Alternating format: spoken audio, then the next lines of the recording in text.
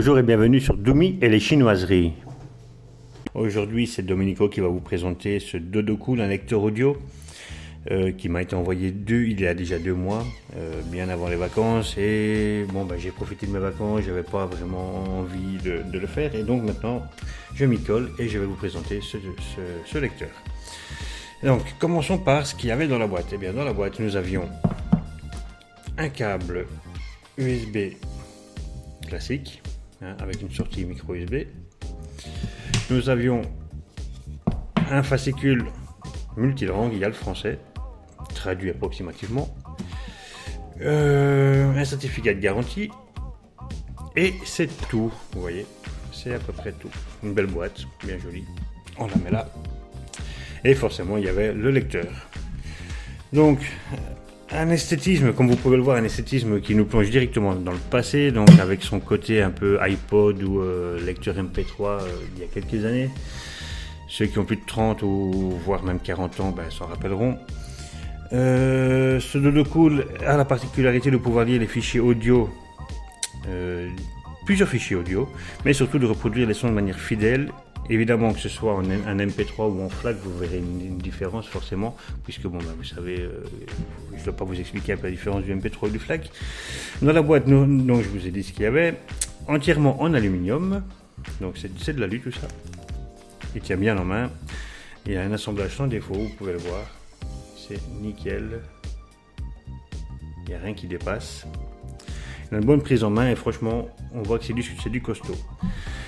Donc si on fait comme pour les smartphones, on va faire le tour de l'appareil. On a ici au-dessus le bouton on-off, 2 prises jack 3,5, une pour y connecter un casque audio et une pour y connecter des haut-parleurs.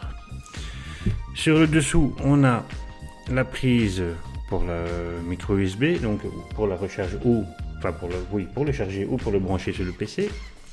Et alors un slot, donc ici vous avez un micro et un slot, un slot pour la carte SD qui peut recevoir une carte jusqu'à 256 Go. Moi j'en ai mis une de 64 Go parce que je n'ai pas 256 Go en ma possession. La mémoire interne de l'appareil, on a déjà 8, donc il y a déjà 8 Go dedans. Bon, en FLAC c'est un peu limite, mais si vous écoutez du MP3 ça fera l'affaire. Sur la face avant, donc on retrouve un menu back, un menu mémoire, retour, arrière, avant, et alors une petite rondelle en silicone, ma foi bien agréable, et le petit tic-tic qui s'y font, c'est bien, j'aime bien. Et alors on a le bouton, je vais vous l'allumer, voilà, comme ça vous voyez déjà le menu, donc vous voyez la rondelle qui sert à voyager dans l'interface de l'appareil. Donc ce Dodocool ne fait pas que lire des fichiers, il peut aussi servir d'enregistreur. Donc comme je vous ai dit, il y a un micro ici en dessous, et donc vous pouvez enregistrer votre voix ou enregistrer quelqu'un qui parle, mais bon, la qualité n'est pas terrible. Par contre, au niveau audio, donc à l'écoute, je sais pas comment je vais faire avec YouTube, je vais le faire, tant pis. Je vais brancher mon casque.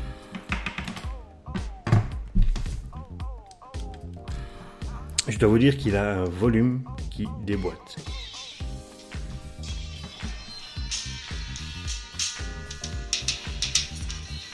Bon, vous en rendrez pas forcément compte avec les écouteurs, mais quand je branche mes haut-parleurs qui sont là, donc là-dessus, franchement, ça casse tout. Ça va plus fort que mon PC en fait. Donc, il a un niveau de volume extraordinaire. Bon, maintenant je vais vous montrer l'interface en lecture. Je vais voir s'il faut zoomer un peu. Voilà, donc ici vous voyez qu'il vous informe sur les 16 bits, 44 kHz et qu'il... Je vois pas bien moi. 839 kilobits par seconde. Voilà, donc les Beatles, machin. Voilà, donc maintenant allons voir un peu ce qu'il offre dans les menus. Ici, donc nous avons les listes. Donc si vous avez des listes préenregistrées, ça c'est la radio. Ah oui, il peut aussi, vous pouvez écouter l'FM avec. Bon, il n'y a pas d'RDS. L'option micro. Donc là, vous pouvez voyager dans les dossiers de votre carte SIM ou bien directement dans l'appareil. Les petits réglages, on va aller faire un tour dans les réglages. Vous pouvez changer le style d'interface. Donc il y a le 1 que vous avez vu. Allez, s'il vous plaît. Le 2. Donc là, on change de couleur et en même temps, vous voyez, on a changé le style. Ok, on y retourne. Donc, setting command. Ah oui, c'est vrai qu'en fait, je pouvais le mettre en français. Mais il est en français. Donc oui, c'est une traduction un peu à la chinoise. Donc oui, là vous pouvez dire que votre écran s'éteint au bout de X temps. Et alors la luminosité. Hop, back. On descend ici.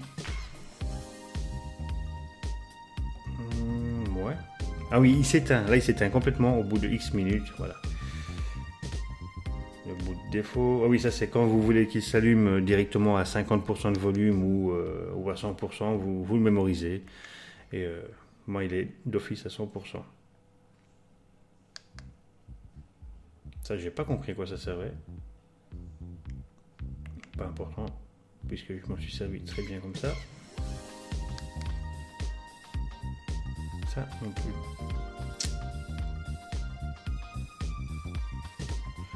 Alors vous avez l'information sur le software qui est utilisé et la mémoire que vous avez utilisée, le réglage de la langue et mise en place, défaut, formatage, formater la carte SD.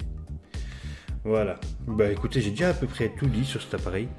Moi tout ce que je peux vous dire c'est que, ah oui non, il lit les fichiers DSD en 64, 128 et 256 kHz, les FLAC, les ALAC, les APE, les OGG, les WAV et les MP3.